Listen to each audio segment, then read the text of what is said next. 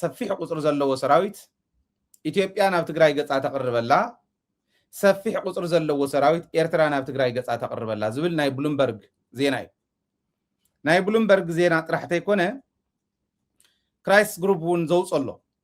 ታኢሉ ናይ ኢትዮጵያን ናይ ኤርትራን ኩናት ፍጹም ዘይተርፍ እዩ ኢሉሎ ኣብዚኣ ኮይና ንሕሰብ ሓቂ እዩ እዚ ትክክል እዩ ንሕና እውን ክነቅርቦ ቀኒና ኢና ሚኪ ናብ ምዕራብ ትግራይ ዝኸድ ሰራዊት ከመይ ዝበለ እዩ ክንደይ እዩ ኮራተን ግዝዕን እንተይተረፈ ክንደይ ሰራዊት ናብ ምዕራብ ትግራይ ይወስድ ኣሎ ሰሜን ጎንደር ሰሜን ወሎ ቡሬ ኢሉ ዝፈለየሉ ናብዚኦም ዝወስዶ ዘሎ ሰራዊት መዓት ምዃኑ ለይቲ ለይቲ ዘውፀን ቀትሪ ዝወስደን ታንክታት እውን ከም ዘለዋ እንተይተረፈ ኣብዚ ቅሪብና ኢና ሕዚ ከዓ ተወሳኺ ናብ ሰቆጣ እውን 200 ዝኣኽላ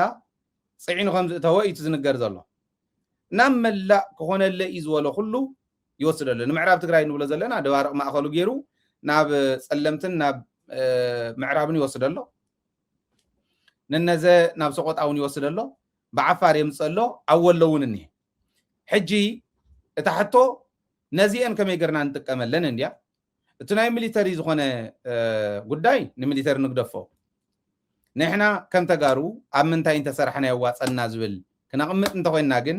ቁፅሪ ሓደ ሰራዊት የቕርብ ኣሎ ትክክል እዩ ኤርትራውን ሰራዊት የቕርብ ኣሎ ትክክል እዩ ትግራዋይ ኮይኑ ኣብ ዝሓዚ እዋን ክሓስባ ዘለዎ እንታይ እያ ያ እታ ሕቶ ኩልና ክንምልሳ ዘለና እንታይ ይሕሸና ብኤርትራ ወገን ዘሎ 100 ኪሎ ሜትር 1100 ኪሎ ሜትር ቦርደር ከምቱ በዓል ጻድቃን ዝሓስብዎ ዘለው ትግራይ ተደምሲሳ ብርግጽ ናይ ጻድቃን ኣብ ትግራይ ዝኽፈት ኩናት ኣብ ሓፂር እዋን ዝውዳእ ብቅናሽ ዋጋ ናይ ኢትዮጵያ ክንከፍቶ ኢና ኢሉ እዚ ፍሉይ እዩ ግን ኤርትራ ክውቃዕ ኣለዎ ዝብል ንሳሞራ ንጻድቃን ንበዓል ጉዕሽ ገብረ ነቶም ትማል ዝኸዱ ንወይኑ ክንመፁ ኢና ቶም ትማል ዝኸዱን ካልኦትን ነዚኣቶም ኤርትራ ምውቃዕ ፕራዮሪቲ እዩ ኢሎም እዮም ዝሓዙ ግን እዚኣ ታ ኢሞሽን ጥራሕ እያ እምበር ኣነ እኳ ኣነ ለይማን ወታደራዊ ሳይንስ እዚ የዋፅን ኢለ እየ ዝሓስብ ንምንታይ ርኡይ ስለ ዝኾነ ሌትስ ሰይ ሕዚ ኤርትራ ተቕርበላ ናብ ቦርደር ናይ ባዕላን ናይ ትግራይን ማለት እዩ ኢትዮጵያ እውን ተቐርበላ ናብ ቦርደር ኢትዮጵያን ኤርትራን ተገጢመን ኣብ ትግራይ ይኸውን ኤርትራን ትግራይን ጽምዶ እንተፈጢረን ግን እንተ ኮይኑ ደፊኡ መፅኡ እንተተባሂሉ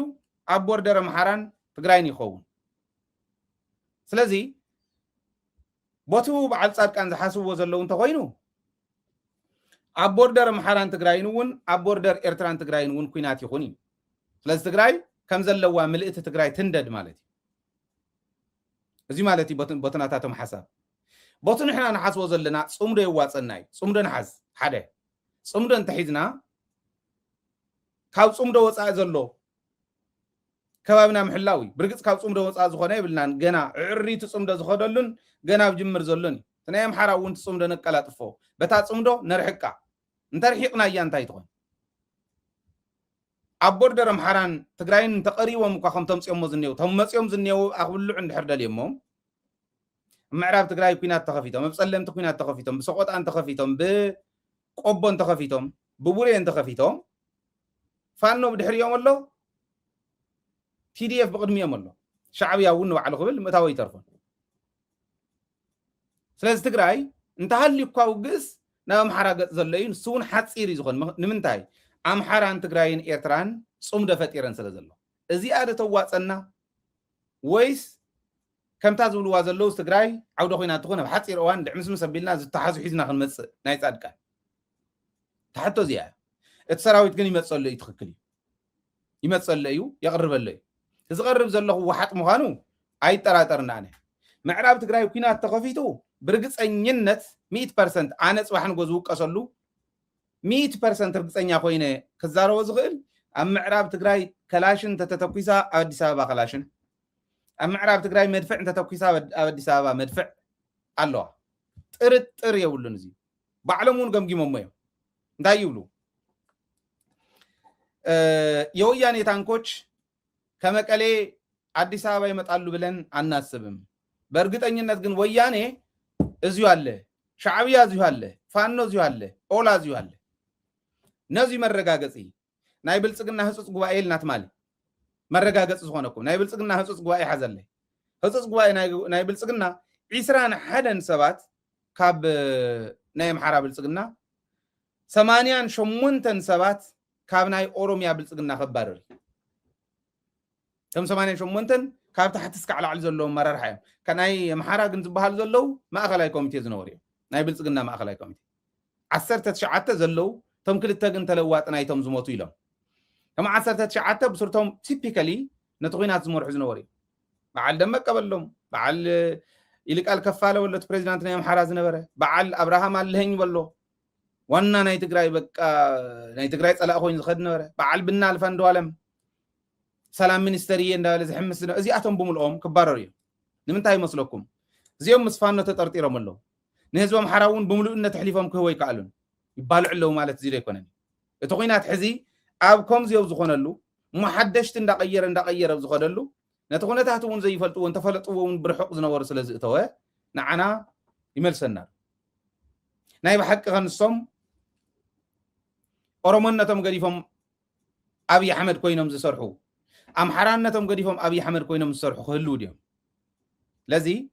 ኣብ ኣዲስ ኣበባን ኣብ ምዕራብ ትግራይን ሓንቲ ዓይነት ሚዛን ዘለዎን እየን ክትኮሳ ድሮን ተተተኪሳ እውን ድሮን እያ ክትኮስ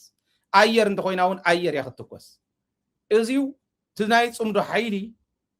ዝናዕ ሓይሊ ኣይኮነን እቲ ተረጋጊዖም ዝኸድዎ ዘለው መራሕትና እውን መራሕቲ ሻዕብያ እውን መራሕቲ ናይ ፋኖ እውን ተረጋጊዖም ዝዛረብዎ ዘለው ካልእ ትረፍ ናይ ሓጂ ኢብራሂም ኣብ ቀረባ ዛሪበ እየ ነይረ ናይ ዓፋር ሓጂ ኢብራሂም እንታይ ኢሉ ይመስለኩም ኢትዮጵያ አሁን እየሄደችበት ባለው በዛ ሕዚ ተኸደላ ዘላ ትግራይ ክወረር እየ ሻዕብያ ንኤርትራ ክወረር እየ ንኣምሓራ እውን ክጭፍልቃ እየ ከጥፋ እየ ዝብል እንተቐፂላ ይብል ናይ ዓፋር ሓይሊ ን4 መዓልቲ መንገዲ ጅቡቲ ኢትዮጵያ እንተሒዝዎ ኢትዮጵያ ከም ዘለዋ ህዝቢ ኣብ ልዕሊ መንግስቲ እዩ ዝለዓል ምንም ክገብሮ ይኹን ከም ዝተተሓዘይ ለዚ ኣብዚ ደረጃ እዚ ዘሎ ሓይሊ እዩ ሕዚ ሰራዊት ኣቕረቡ ክዝብ ዘሎ ሓንቲ ሓቂ ክዛረብ ሙናዋኻ ከምፃት ሰራዊት ምቕራብ ቀትሪ ዘምፀን ለይቲ ዝመልሰን ህዝቢ ኣምሓራ ዝምስክርና ህዝቢ ዓፋር ዝምስክርና የርሕቐን ተንታንክታት ሕዚ ንኣብነት ናብ ቆቦ የቕርበን ቀትሪ ይቐርፀን ተሰሊፎም ብመኻይን ይኸዱ መዓት ነዳዲ የጥፍኡ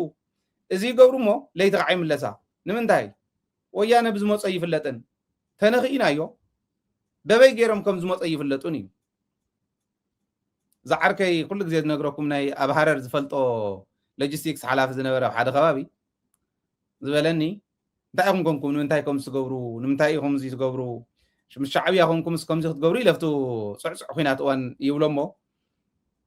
ክላ ሻዕብያ ኣብ ታንክ እንዳኣሎም ዝንጥልጠሉ በቃ ከቢድ እዮም ዝፈልጡ ክሕግዙን ኣይከኣሉን እኮ ከቢድ ጥራሕ እዮም ዝፈልጡ ወያኔ ደሞ ለአንድ ሰው አንድ ታንክ አታሰልፍለት መቸም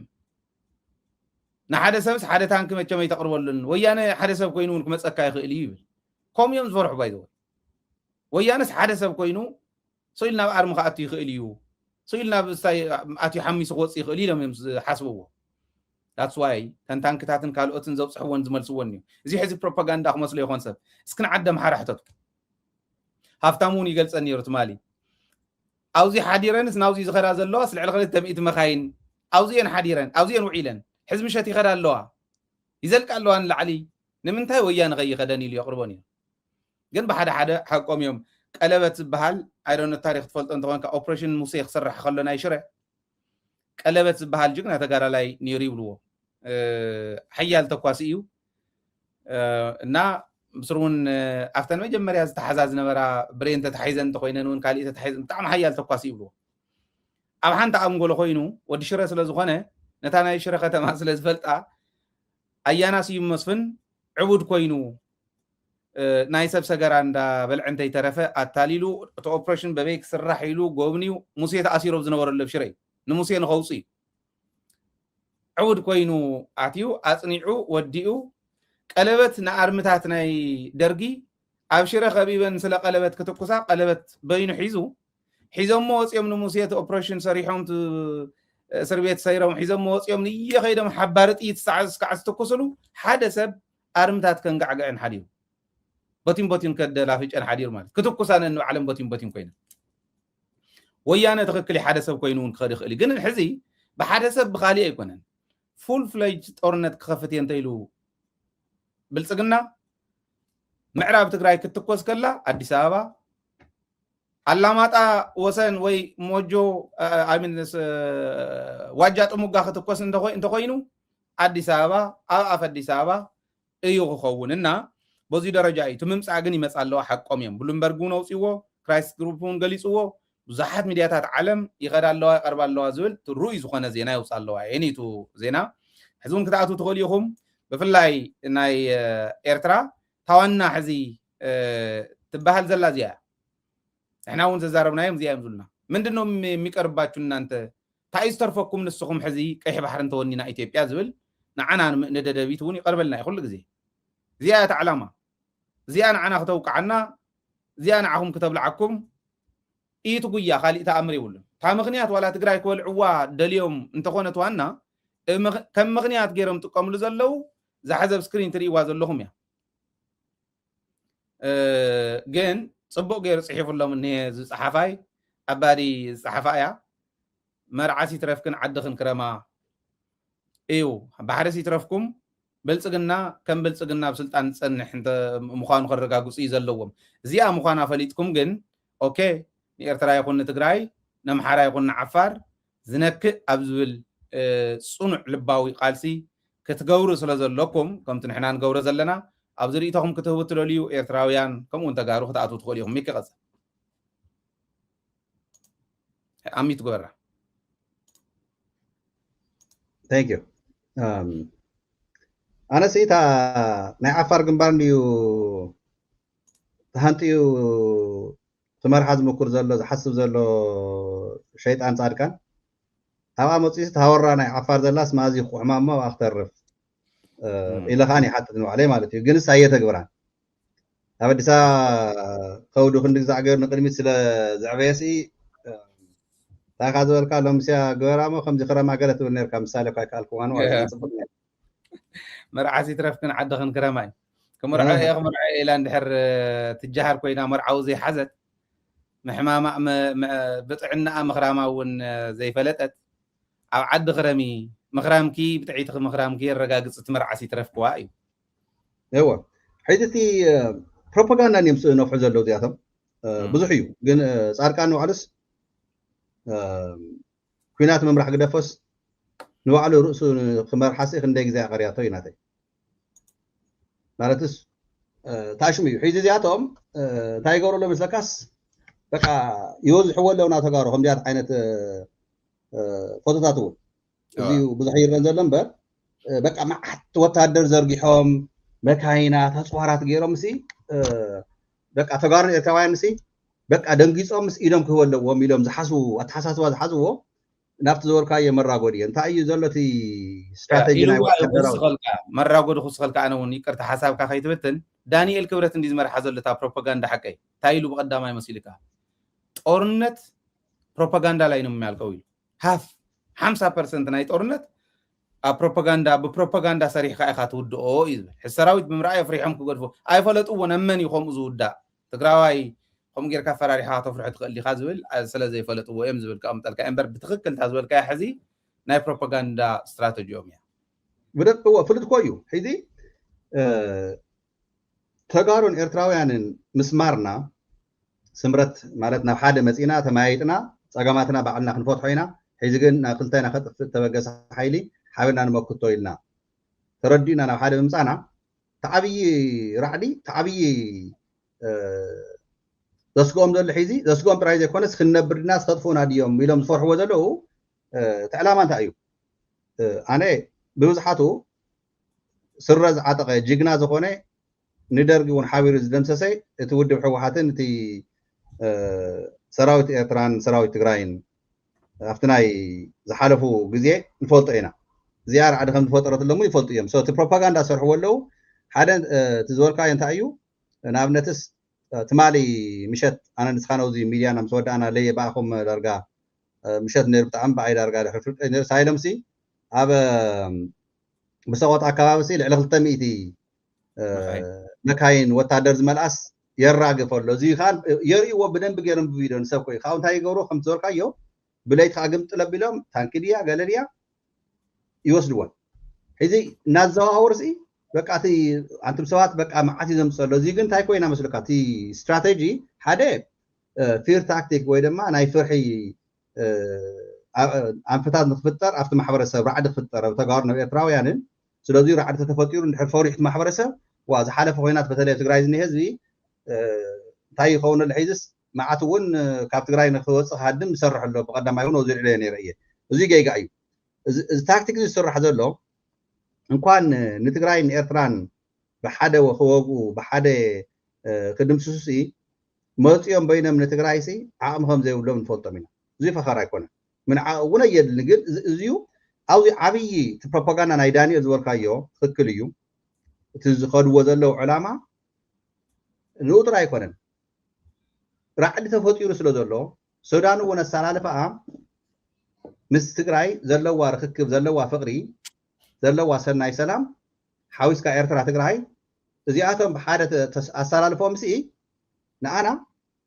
እንኳን ከዕውተናስ ከጥፈአና እዩ ኣካይዳና ባዕሎም እውን ኮይሎም መውሽ ናይ ባዕሎም ኣኼባታት ኣይኮነን ዝወስዱ ደምደምዎ ኮይም ኣየ ዋፀናን ኮይናት ዋላቶም ናይ ደው ሒዞም ወታደራዊ መሪሕነት ኮት ማለው ዝለየ ነይረ ሕዚ ታክቲክ እንታይ እዩ ግን ዕላምኡ ሓደ በቲ ናይ ማሕበረሰብ ከመይ ጌርካ ተፍሖ እዩ ኢዱ ንክህብ ደገ ነቲ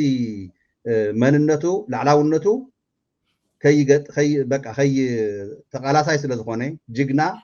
ዝፍጠር ኣብ ሰሜን እዩ ኣብ ትግራይ ኣብ ኤርትራ እዩ መብቱ ዝሕሉ ሕገ ደንቢ ጌርና ብሰላም ክንነብር ኢሉ ትግራዋይ እንታይ ዓይነት ኣስተዋፅኦ ከም ዝገበረላ ንዚ ሃገር እዚኣን ሒዙ እውን ዓዱና ዓዱ ክሕሉ ምዕራብ ትግራይ ናባይ ይመለስ ባህሊ እምበር ኩናት ደላይ ኣይኮነ እቲ ናይ ኣሉላ ዓንቶ ዘይተንከፍዎ ዘርእካዮ ነይሩ ኣላ ሰሎሞን ወይ ድማ ሰሎሞን ከበደ እቲ ኣብ ናይ $100 ብናይ ኣሜሪካ ሕገ ደንቢ ካብተን ዝወለደለን ሓንቲ ናይ ቆልዓ ሓገዝ ዝገበር ክፈል ተባሂሉ $100 ኣብ ወርሕስ $100 ክፈል ተባሂሉስ የብለይን እዩ ኣብ ሕጊ ቀሪቡ ሒዚ ግን እተን ናይ ብልፅግና ዝረኸበን ዘሎ ቅርሺ ንኣተን ክብል ኩናት ንሕና ደጋጊምና ኮይና ከም ተጋሩ ኩናት ሳይንደለን ኤርትራውያን እውን ኮይብለ ኣለዉ ኩናት የድልየና ንምንታይ እቲ ሰላም ጥምዶ እውን ተባሂላ ኩናት ስለ ዘይንደሊ ኮይ ኤርትራን ትግራይን ሰላም ፈጢረን ፆምዶ ፈጢረን በቃ ዝሓለፈ ኩናት ርኢና እዩ ኢና ኣብዚዩ ብልፅግና ዓብይ ካፒታላይዝ ክገብሮ ዝምኩር ዘሎ እንታይ ይመስለካ ሃይደ እዚ ብደንቢ ኤንፈሳይዝ ንገብሮ ዝግበአና ናይ ኢንተርናሽናል ኮሚኒቲ ከምኒ ብሉምበርግ ካልኦት ሚድያታት ኦልሬዲ ይፅሕፉ ኣለዋ የምዝግቡ ኣለዋ ሒዚ ዋዕዋዕ ይበሃል ኣሎ ሒታ እዩ ንሕና በቃ ሓያላት ምኳንና ብወታደራዊ ብዝሓት ኩሉ ነገር እንድሕር ኢና ንዓለም ወይለየኸ ሒዝማ ዝበኣሰ ኩናት ክመፅእ እዩ ኣብ ሰሜን ኢትዮጵያ ምክንያቱ ኤርትራን ትግራይን ብሓደ ኮይነን እየን ሱዳን እውን ተሰሊፋ እያ ምስኣቶም ስለዚ እንታይ ይኸውን ሽማግለ ንኸምፅ እዩ ርኢኻ ፈራሕሲ 10 ወትሩ ዝበሃል እውን ንዚ እዩ ሽማግለታት ናይ ዓለም ግደፉ በቃ የዋፀኩምን ኢሎም ሽምግልና ክጅመር ንሱ በቃ ሓያል ኮይኑ በቃ እንደገና ብሓደ ወገን ሓያል ኮይኑ ክቐርብ ብሓደ ወገን ከዓ ልባም ኮይኑ ክቐርብ ንትግራይ ዝሓሊ ባንኪ ግን ተዓፁ ናይ ትግራይ ኢኮኖሚ ግን ተድቃ መብራህትታት ናይ ነዳጅ ይኹን ወዘተ ናይ መኪና ማሕበረሰብና ክጥቀመሉ ዝኽእል ቤሲክ ራይቱ ዝኾነ ፋንዳሜንታል ራይቱ ድናይ እናገበርካ ዓለም ግን በቃ ኣነ የመንግስቲ ኣነ በቃ ሓልየላ እየ ንህዝቢ ትግራይ ሒዚ ፀገም ግን ናይ ሕወሓት እምበር ፃድቃን ኮይልና ቀዳ ፌደራል መንግስቲ ሲልኳ ብልፅግና ኦሮሞ ማለት እዩ ናብ ምዕራብ ትግራይ ተመዛበለ ህዝቢ ኣቋሙ ንክምልስ እዩ ኣይ እዚ ሰይኽልክል እኮ ሓሳዊ እዩ ሕሶት እዩ እቲ ናይ ኢንተርናሽናል ኮሚኒቲ ከመይ ጌርና ልቢ ንስሓብ ከመይ ጌርና ቀልቢ ገይሩ ኣተንሽን ይሃበና እሞ ንሕና ኣብዚዩ ኣብ ብሽምግልና ጌርና እንታይ ክነጓትቶ ንኽእል ዶ ምክንያቱ ባይ ዘ ወይ ታክቲክ እዩ ንባዕሉ እቲ ማሕበረሰብ ናይ ትግራይ ልዕሊ 1 ሚልዮን ህዝቢ ምዕራብ ዝሳቀ ዝፀንሐ ሒዙ እውን ዝሳቀ ዘሎ ንቐፃሊ 2 ወርሒ 3 ወርሒ 6 ወርሒ 9 ወርሒ 1 ዓመት እናገበርካ ትቆሪዝ እኒ ህዝቢ ዝሓጋይ ሓግዩ ንክረምቲ ኣይፀንሕን ባይ ዘ ወይ ፍርቁ ክመውት እዩ ህዝቢ ኣነ እዚኡ ታሽሙ ከይመስለካ ሕማቅ ትምኒ ዘለና ማለት ከይመስለካ በቃ ኣቲ ባይታ ዝኒ ኩነታት ንሪኦ ኣለና ዝሓቂ እዩ ርዳእታ ከምዚኣ እናተቆጠባ እናተተኸዋ ዝኣትዋ ዘለዋ እንዲያውስ እቲ ናይ ቲክቶከራት እቶም ጎዛት መናእሰይ ዝኣከብዎ ንእሽተይ መፃንሒ ኮይኑ ኣሎ كاوزي الامنت حنت قول عنها زخرت حنت حفتنا مالت يوزي ناي قالس ناي تግራይ بتعمي سامراوي تبال بتعمي زخرة እንዲያው ሓደ ግዜ ከነቅርባይና ሂዚ ኣብ ትግራይ ያንያ تزور لافتناي مزابلت እናኸደት حاجات تقبرلا مستم ናይ ትግራ ቆርታት ማለት እዩ ዛዋል ዓዚያ ውዚ ምሳና ኣሜሪካ ተቃሊሳ ትግርኛ ነው አሉ ሒዘት ለማመድ ለቀድም ሒዚ ይኸይዳ ዳርጋ ሸመንተ ወርሕ ዝኸውን ኣብ ትግራይ ፀኒሓ መፅያስ ንእሽተይ ተንቀሳቂሳ ንእሽተይ ሰሪሓ ተመሊሳ ኸይዳ ሒዚ ትሰርሐላና እቲ ወታደራዊ ታክቲክ ብልፅግና ዝሰርሖ ዘሎ ንዓለም ኣተንሽን ንምርካብን ሽማግለታት ተምፅለይ ምክንያቱ ትራዕዲ ዝወጥሮ ዘሎ ሶ እዚኣ ንሕና ክንጥቀላ ዘለና ውሽጥና ኣጣናኺርና ሓይልና ሚዛንና ተረዲእና ህዝብና ናብ ሓደ ምፅኢና ዳያስፖራ ትግራይ ናብ ሓደ ንመፀሉ ኣብ ጎኒ ህዝቢ ትግራይ ኣብ ጎኒ ሰራዊትና ኣብ ጎኒ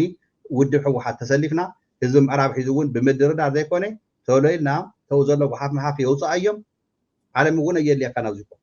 እዚያን ድሕር ጌርና ዓድና ህዝብና ድሕር ዘይመሊስና ለዘበን እቲ ስቃይ መከራ እቲ ናይ ህዝብና ዝሳቀ ዝመውት ዘሎን ፅባሕ ንግሆ ኣቲና ሰራዊትና ናብ ምዕራብ ትግራይ ነምፅኦ ዓወትን ሚዛን እንተኣይተይልካ እዚኣ መልእክቲ ሓንቲ ክነግረካ ካብኡ ናባኻ ክምልሳ ብፅሕፍቲ ዝመፀትኒ እያ ናብ ሕዋት ናብ ደደቢት ዝነና ያው ካባኹም ናባኹም ነቅርበሎም ዘለና መልእክቲ እያ እንታይ ይብሉ ንሕና ኣባላት ሰራዊት ትግራይ ሚእቲ ግዜ ክነጥፈኩም ኢና ክንጭፍጭፈኩም ኢና ክነጥፈኩም ኢና ኢሎም ተፈከሩ ፀላእትና ንሕና ከም ሰራዊት ግን ከም ትግራይ ሙሉእ ዘለው ብፆትና ሓዊስካ ከም ኣርሚ 16 ኣብ ጎኒ ህዝቢ ትግራይ ከም ዘለና መልእክቲ ንህዝቢ ትግራይ ክትሕልፉና እንደሊ ኢሉ ሓደ ተጋዳላይ ብውሽጢ ዝፀሓፈለ ኢሎም ማዓንቲ ከምዚ እንዳጋጣሚ ኣርሚ 26 ኮኑ ካልኦት እውን ሙሉእ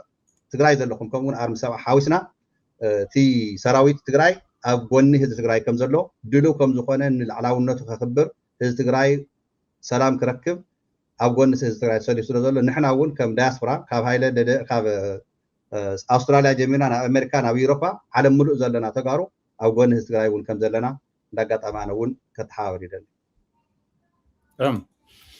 ፅቡቅ ኣነ እውን ንእሽታን ከቕምጠላ ኣብዚ እቲ ናይ ሰራዊት እንዳበልናዮ ስለ ዝፀናሕና ምሮፍ ናይ ሰራዊት ጉዳይ ንምዝራብ ደሊና ኣይኮነን እቲ ምምፃእን ምኻድን ናይ ዓለም ሚድያታት ዘውፅኦ ዘለዋ ስለ ዝኾነ ንሕና እውን ንከታተሎ ዘለና ስለ ዝኾነ ንዝምልከቶም ስለ ንህብ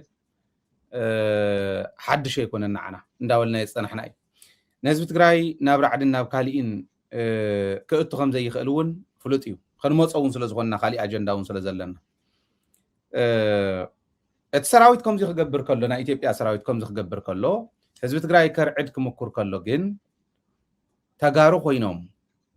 ኣብ ልዕሊ ትግራይ ኩናት ክንከፍት ኢና ምስኦም ኣብ ልዕሊኦም ኢሎም እንዳኸዱ እንዳሃለዉ ብልፅግና ከምቲ ሕዚ ዝበልናዮ ንሕና ከምቲ ሕዚ ዘሕለፍናዮ ዜናታት ዓለም እውን ዘሕልፍዎ ዘለዉ ሰራዊት የቕርብ ኣለኹ ናብ ኢትዮጵያ ናብ ትግራይ ክብል ከሎ ኤርትራ እውን እንድሕር ትመፀን ድማ ኣነ እውን ከቕርብ እየ ኢላ ተቕርበላ ኣብ ማእኸል ትግራይ ካብ ክኾን ካብ ትግራይ ነርሕቆ ኢሎም ክንዲ ምሕሳብ ንትግራይ ክንበልዓ ኢና ኣብ ሓፂር እዋን ዝውዳእ ኩናት ክንከፍት ኢና ዝብሉ ተጋሩ ኣብ ዘለውሉ እዋን ኩናት ኣይንደልን ዝብሉ ከም ኣሉላ ከምዘው ዝኒሄ ንሕና እቲ ኩናት ኣይንደልን ቅድሚ ኣሉላ ንሕና ንብሎ ነርና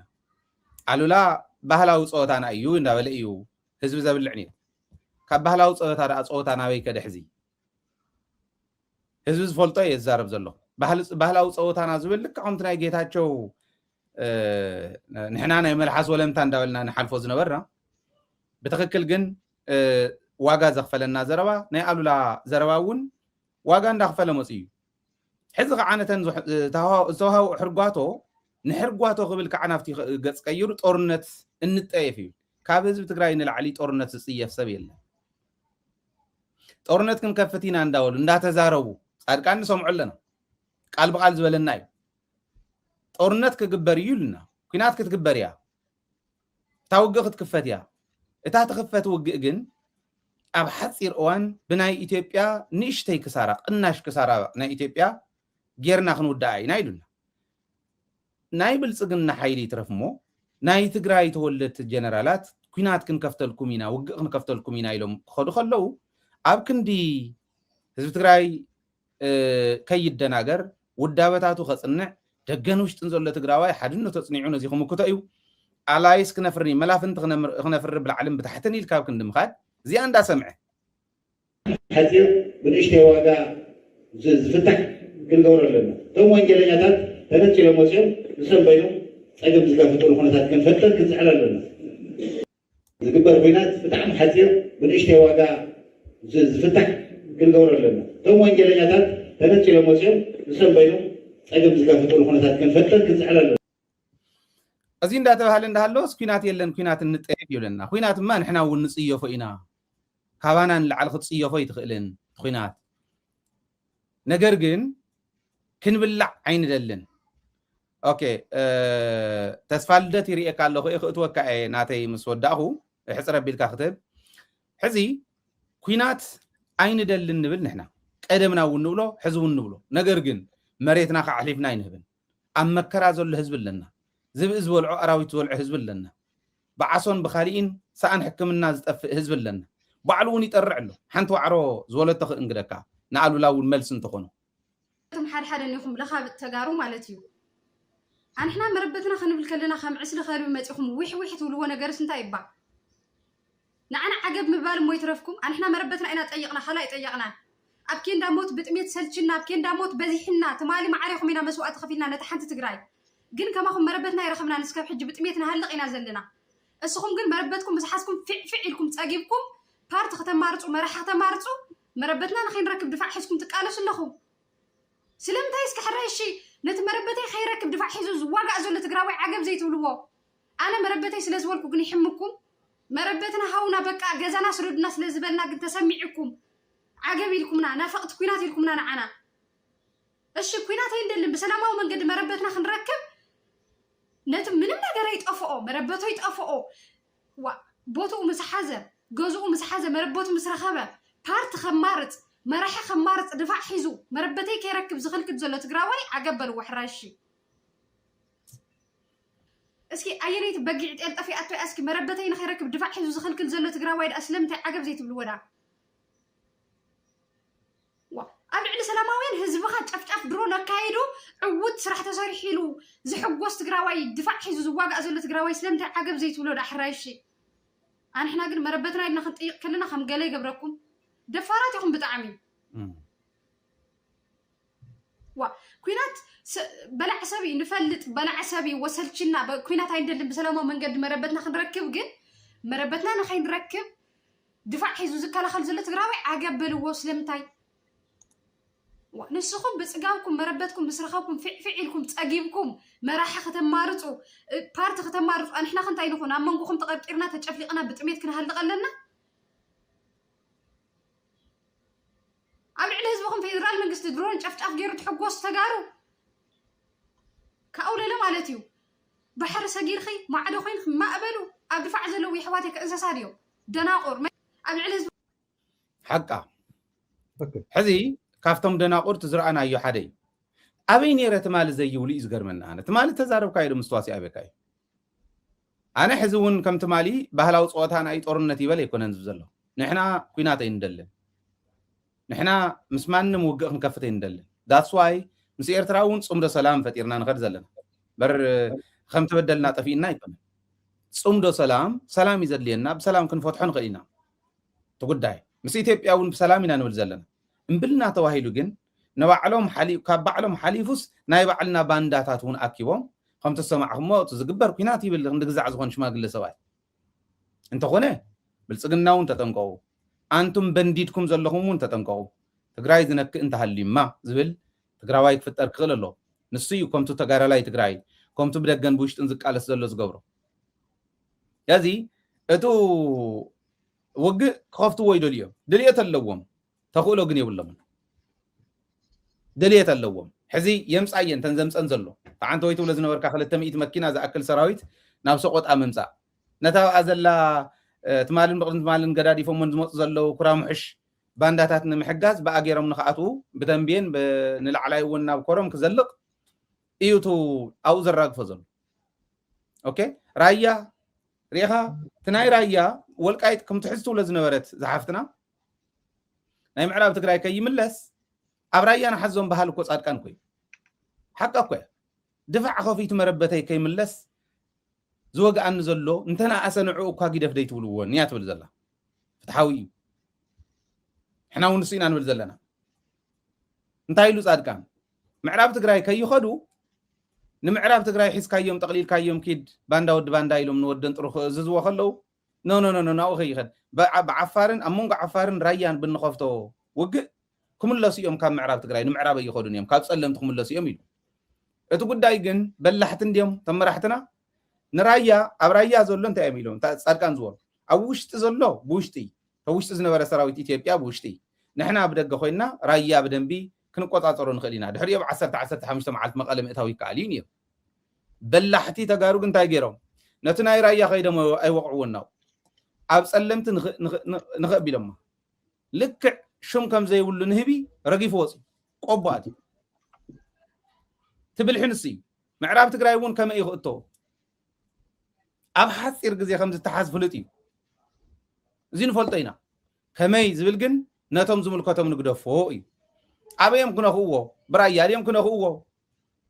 بسقط أبيهم كنا هو بسلم تديهم كنا هو ستاتي لم ديهم كأتو ناي معرب أرمسب عادي كأتو عين فلطن نصنعهم نقدف لهم أبقرب أوان مريتنا خمسة تحزقن عجوهينا نبلان عان نتم أبسق عايزنيو حزبنان اتم كم زينا تجبرن ده هلو يعيس بقى عود زغون اوبريشن تصاريحو زولو زولتهم برهبارخ خنوس نخلينا كولونيل برهبارخي عود زغون سراحكم صريحكم سحيبكم ويانا فوق بريتوريا قطحس غيركم ويل ازي سكنبر زخل نبار هاي زغون بدل حزب تግራይ مخان دي طفيوم يزبلان كمي غير يطفوم سوحن غوس ليغاسيوم زيا عميديات تግራይ او اركايف ناي زغون يكون تግራዋይ اب حلنا حزب تግራይ تركب ناي بعل برهبارخ زيايا ناي صادقان كوينات اواجيا نام سامورا خوسدكات كوينات هجمرو ويم زبلس سامورا ابا اخر نيرو بعلت شعت لكاتيت باخر نيرو لومي 13 مثلا 13 لومي علت شعت قدمي 4 معالتي مس ابابا وباخر نيرو او حمراون نيرو مسو عال دمق مسو عال زعنزع او زلو سراويت او زلو غوغ مانغوغ ازاريوم مصيو انتايلنا نيرنا بقدامه بزيا زلا خباد مسكع حجر زخيد سراويت بملؤ زما اخلو منيو ساموراي بوبوري اسكع مبراق تግራይ اسكع زالم بس اتو سراويت ون زما اخلو صادقاني زيهم غيرم ديوم ناي حق تغارو زيو تግራይ عود خوينات غيرم كخلو حاسيوم ديوم زمص زلو زبل كنحسب كلنا عقبلوم زولتهم نزيهم تغكلي ازينا هنسرح زلنا مالت